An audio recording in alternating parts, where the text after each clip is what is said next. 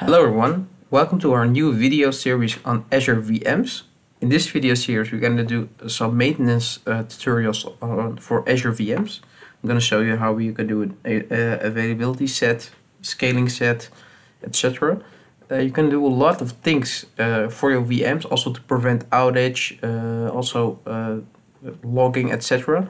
And I'm planning to show you all those stuff in this tutorial. So please continue watching. Today we're going to start with creating an availability set. So let's start. First we go to the portal at Azure. You click on virtual machines. I click on add. Well, I'm first going to show you this way how you can create a VM in an availability set, but you can also first create the availability set. Depends on your use case, of course. Well, we choose a group. I'm going to choose RG demo. My demo VM 21. Next thing, here we have availability options. We can choose between availability zone and availability set. Well, for now we're going to do availability set.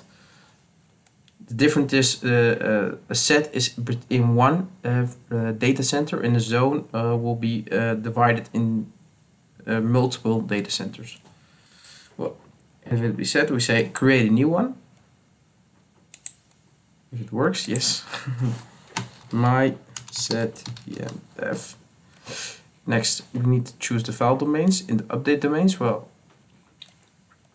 as it states here, one file domain has the same power, the same physical switch. So it's like you can see it as like one server where it contains multiple racks. So one server rack, and with the update domains, it contains you have multiple racks. In the benefit of having multiple choosing update domains is so when Microsoft will push an update, your VM will still be available, because Microsoft will not push the update on all those domains, only one at a time. It also states over here, it says like Microsoft never restarts more than one update domain at a time.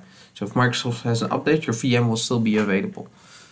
That's the most biggest advantage. In this fault domain, if one server rack has no power or something like that, it still be available, because we have two. We have the second one where it will go to. So that's that. We click on OK. I'm just gonna keep it as it is. Well, yeah. Let's review in create. Well, let's create it. Download it. In the meantime, I will continue to go to my to show you how you can create another skill set, availability set. Well, we can go to the marketplace. You can type it availability set. Here it is. So this is actually the same thing what we just did, but through another way. And also here you can create. You can do an RG demo, give it the name. You can set the region, the file domain, etc. Just the same thing we already had. Review and create. This will create, of course, a little bit faster, because it does not contain any VMs, so there's no coupling between the VMs and between the VM in the availability set. And of course it will be empty, but if you create a new VM in the future, you can also choose this availability set. Well, next thing, we're going to go back to our VM. It's already finished, as you can see. We now go to availability set in scaling. As you can see, it has chosen the availability set. Also default, what's very nice also with everything capabilities, and as you can see, also auto shutdown is also pre-configured. So if you have like a new VM, you can also modify these settings.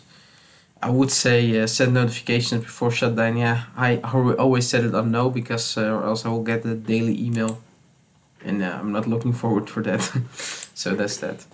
Well, thank you for watching. Please like, share and subscribe, and have a nice day.